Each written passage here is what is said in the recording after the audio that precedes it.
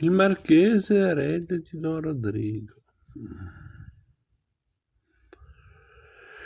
Il giorno seguente gli capitò una visita, quanto mai aspettata, quanto meno aspettata, tanto più gradita, il signor marchese del quale s'era parlato. Un uomo tra la virilità e la vecchiezza, il cui aspetto era come un attestato di ciò che la fama diceva di lui, aperto, cortese, placido, umile e dignitoso, e qualcosa che indicava una mestizia rassegnata. Vengo, disse, a portare i saluti del cardinale arcivescovo. Oh, che degnazione di tutti e due! Quando fui a prendere congedo da quest'uomo incomparabile, che mi onora della sua amicizia, mi parlò di due giovani di codesta cura che erano promessi sposi e che hanno avuto dei guai per causa di quel povero Don Rodrigo. Monsignore desidera averne notizie. Sono vivi e le loro cose sono accomodate. Accomodato ogni cosa, anzi io mi ero proposto di scriverne a Sua Eminenza, ma ora che ho l'onore si trovano qui e più presto che si potrà saranno marito e moglie. E io la prego di volermi dire se si possa far loro del bene e anche di insegnarmi la maniera più conveniente. In questa calamità ho perduto i due soli figli che avevo e la madre loro e ho avuto 3 eredità considerabili. Del superfluo ne avevo anche prima, sicché lei vede che il darmi un'occasione di impiegarne è tanto più una come questa e farmi veramente un servizio.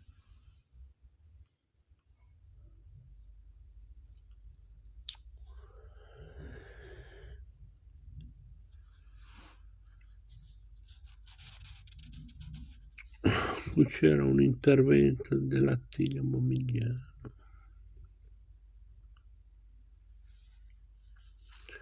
Bel ritratto di gentiluomo onesto, le ultime parole, una mestizia rassegnata, fermano e interessano.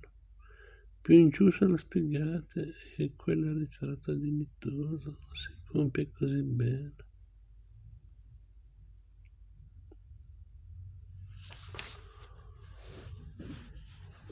Il cielo la benedica, perché non sono tutti come lei.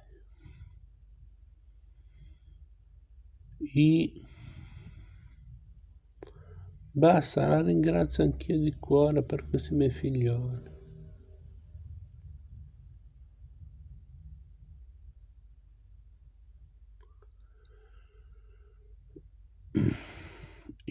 Sta per dire i signori, ma si interrompe per non offendere la categoria dei nobili, a cui appartiene il marchese.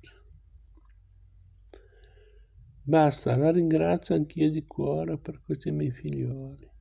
E già che Vossignoria Illustrissima mi dà tanto coraggio, sì signora, che ho un espediente da suggerire, il quale forse non le dispiacerà. Sappia dunque che questa buona gente sono risoluti ad andare a mettere su casa altrove e di vendere quel poco che hanno al sole qui. Una vignetta al giovine di 9 o 10 pertiche, salvo il vero, ma trasandata affatto, bisogna far conto del terreno, nient'altro. Di più una cosuccia a lui e un'altra alla sposa, 2 toppaie, vedo. Un signore come Vossignoria non può sapere come la vada per i poveri, quando vogliono disfarsi del loro. Finisce sempre ad andare in bocca di qualche furbo, che forse sarà già un pezzo che fa l'amore a quelle 4 braccia di terra. E quando sa che l'altro ha bisogno di vendere, si ritira. Fa lo svogliato. Bisogna corrergli dietro e dargliene per un pezzo di pane. specialmente poi in circostanze come queste. Il signor Marchese ha già veduto dove vado a parare il mio discorso.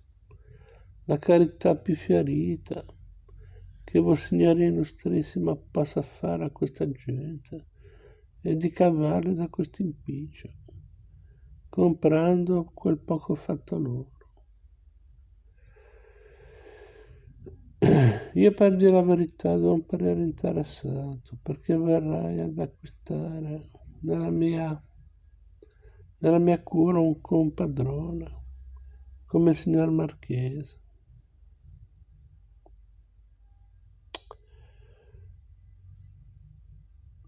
Un comproprietario, come il signor Marchese, ma signoria deciderà secondo che le parla meglio. Io ho parlato per obbedienza. Il Marchese lodò molto il suggerimento, ringraziò Don Abbondio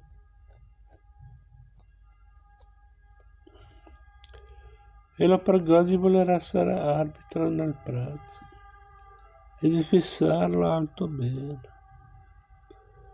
E lo fece poi arrestare di sasso col proporgli che si andasse subito insieme a casa della sposa, dove sarebbe probabilmente anche lo sposo. Per le strade della Bolla tutto gongolante, come vi potete immaginare, né pensò né disse un altro. Giacché Vossignoria Illustrissima è tanto inclinata a far del bene a questa gente, ci sarebbe un altro servizio da render loro. Il giovane addosso una cattura, una specie di banda per qualche scappatuccia che ha fatta in Milano. 2 anni sono. Quel giorno del gran fracasso, dove si è trovato impicciato, senza malizia, da ignorante, come un topo nella trappola. Nulla di serio, veda, ragazzate scappataggini. Di far del male veramente non è capace. E io posso dirlo che l'ho battezzato e l'ho visto venire su, e poi se Vossignoria vuol prendersi il divertimento di sentire questa povera gente ragionare su alla Carlona, potrà fargli raccontare la storia a lui e sentirà. Ora, trattandosi di cose vecchie, nessuno gli dà fastidio.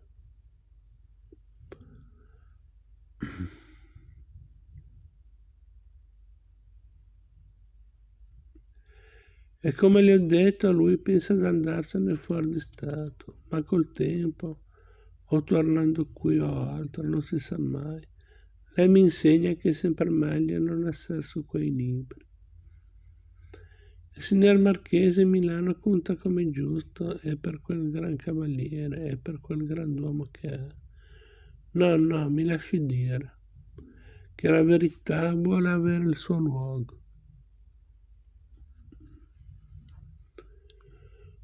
Una raccomandazione, una parolina d'un par suo è più del bisogno per ottenere una buona salutare.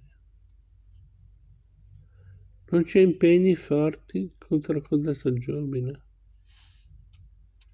No, non crederai. Gli hanno fatto fuoco addosso nel primo momento. Ma ora credo che non ci sia più altro che la semplice formalità. Essendo così la cosa sarà facile e la prendo volentieri sopra di me. Sopra di me, e poi non vorrà che si dica che è un grand'uomo.